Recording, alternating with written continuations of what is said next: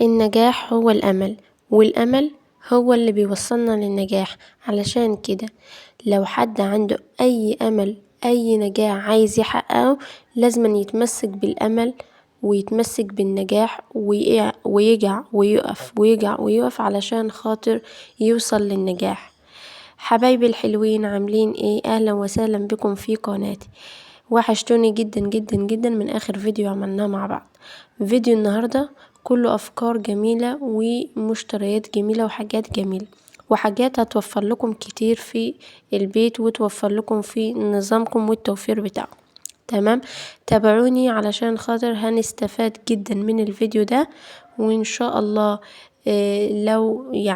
لو استفدت بأي حاجة ولو شيء بسيط خالص وطلعت بمعلومة مفيدة من الفيديو، ما تنسيش تشتركوا في القناة وتفعلوا زر الجرس علشان خاطر يوصلكم كل جديد. وحبيبة قلبي اللي لسه بتشوفيني لأول مرة، هتشرفيني جدا جدا وتسعديني باشتراكك في القناة وتعليق حلو منك كده ان انتي مشتركة في القناة. السلام عليكم ورحمة الله وبركاته. في البداية ما تنسوش تصلوا على سيدنا محمد، صلوا على اللي هيشفع فينا. اللهم صل وسلم وزد وبارك على سيدنا محمد صلى الله عليه وسلم. انا نزلت السوق، كنت عايزة اجيب شوية مشتريات كده وحاجات حلوة جميلة جدا هنشوفها مع بعض من المشتريات دي. نزلت في اخر السوق كده زي ما متعودة، وزي ما بقول لكم لو السوق عندكم يعني بيقعد لاخر النهار، ننزل في اخر السوق كده علشان خاطر يعني نستفاد بالتوفير، ولو توفير حاجة بسيطة يا بنات. تمام، انا كنت محددة يعني 200 جنيه ان انا هنزل بهم السوق. دي ميزانية الاسبوع يا بنات. تمام، من خضروات بقى وحاجات تانية يعني ما الى ذلك من الخضروات. تمام كمان. تمام، نزلت بصراحة انصدمت كمان من سعر الطماطم. الطماطم طول السوق من اوله لاخره يا بنات يعني عاملة 30 جنيه، وفي كان بيبيعها ب25 جنيه بس لينة خالص. تمام، يعني نزلت كده وقعدت ألف وأسأل على الطماطم وكده لحد ما في آخر السوق خالص لقيت واحد باعها 2 كيلو ب25 جنيه.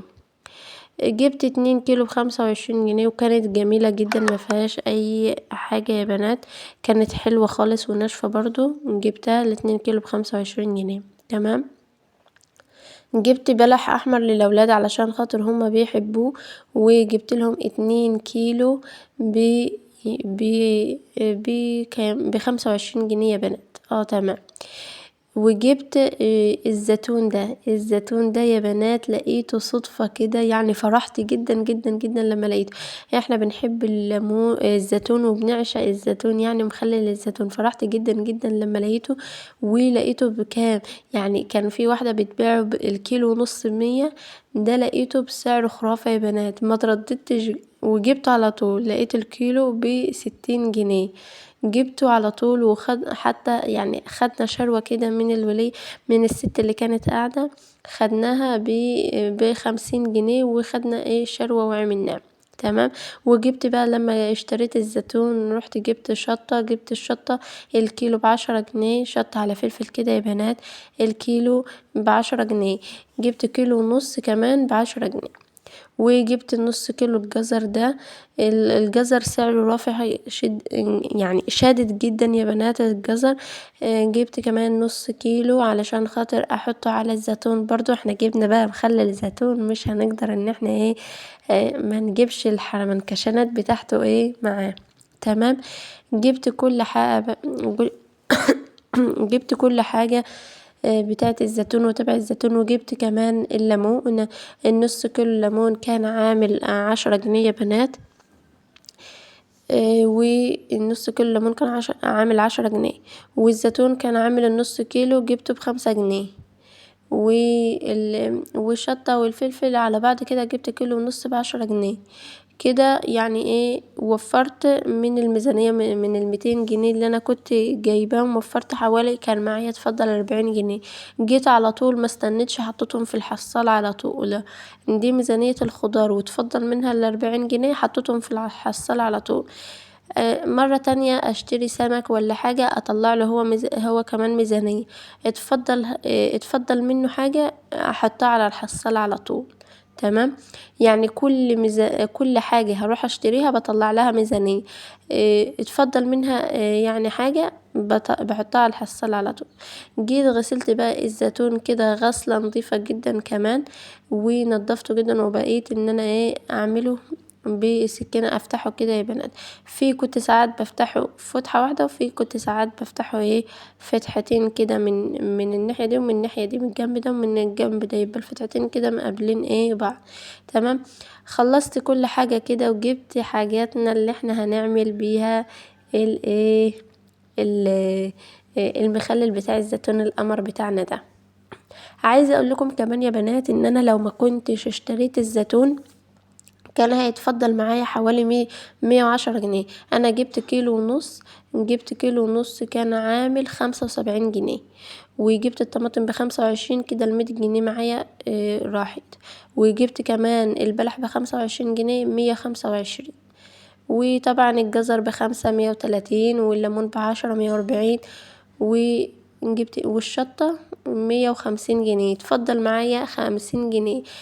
طبعا جبت ب10 جنيه مجرمشات للأولاد، وطبعا أكلوها على طول في ثواني. واتفضل معايا ال40 جنيه اللي أنا حطيتهم في الحصال.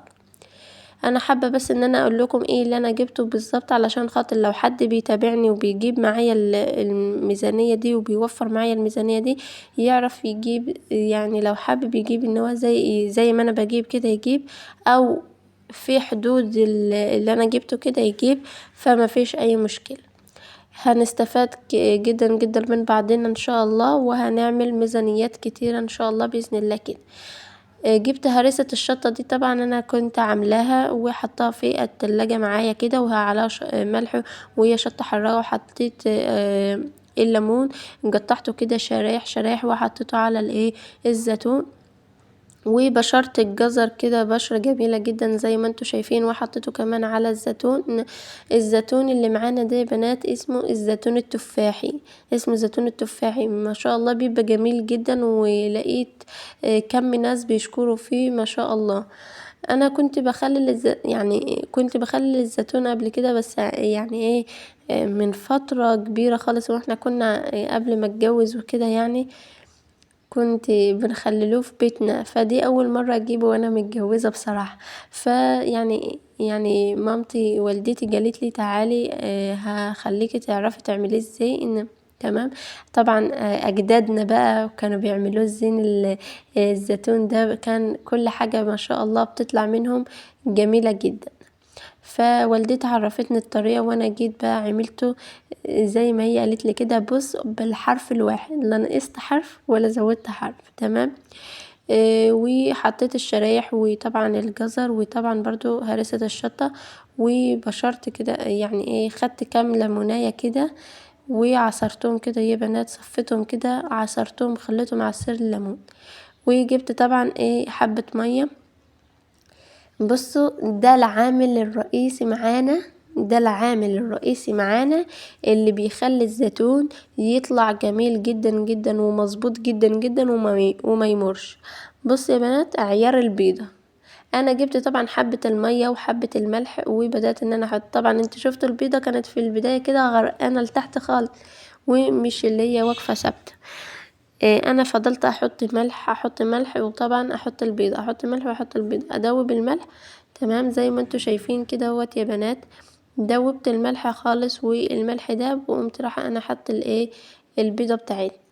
بس علشان خاطر يعني الحله دي او البلاستيكه دي كانت يعني الميه على قد البيضه بالظبط، ما كنتش عارفه هي عايمه ولا لا. ف قمت رايحه عامله ايه بقى، اللي هي ميله البلاستيكه كده عشان خاطر اشوف البيضه عامت ولا لا. اول ما البيضه عامت عرفت ان هو كده الحدق مظبوط.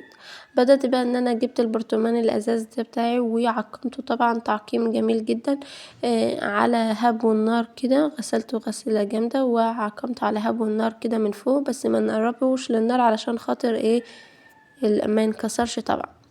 وبدأت ان انا ادوكه كده على سجادة ولا حتة قماشة، ادوكه كده واخليه ينزل لتحت خالص الزيتون، وحطيت كمان المية بتاعتنا كده، وحتى اللي هو الشرايح الليمون كده اللي انا كنت عصراها حطيتها على الوش، وحطيت معلقتين زيت وكيسة كده للأمان، وغطيته وكده تمام. كان فاضل معايا حبة زيتون بقى بساط كده، قمت رايحة جايبة لهم البرطمان ده، وقمت رايحة حطاهم فيه، ظبطت كده معيارهم بالملح برضو، وحطيت الليمون برضو، شرايح الليمون، وطبعا الزيت، وطبعا اللي هو عصير الليمون. نسيت اقول لكم ان انا حطيت حبة عصير ليمون من اللي انا كنت عصرهم في البرطمان التاني برضو قبل ما احط الزيت كده، وقمت رايحة حطها. وكده الزيتون بتاعنا يا رب يكون عجبكم وعجبكم المشتريات بتاعتي. انا حبيت ان انا اخلي الفيديو كده بسيط وخفيف على قلبكم علشان نستفاد وكلنا نستفاد ان شاء الله. وايه رأيكم في الجمال والحلاوة دي؟ ايه رأيكم في العسل ده؟ هنفتحه ان شاء الله يعني كمان شهرين او شهر ونص على حسب. وانا بصراحة يعني حابة ان انا اخليه لرمضان يعني، فهشوف كده. وكده نكون انتهينا من فيديو النهاردة، وان شاء الله يعجبكم. وحبيبة قلبي لو استفدتي بأي معلومة بسيطة ما تبخليش عليا باللايك والاشتراك في القناة علشان يوصلك كل جديد. واسيبكم مع العظمة دي واقول لكم السلام عليكم ورحمة الله وبركاته.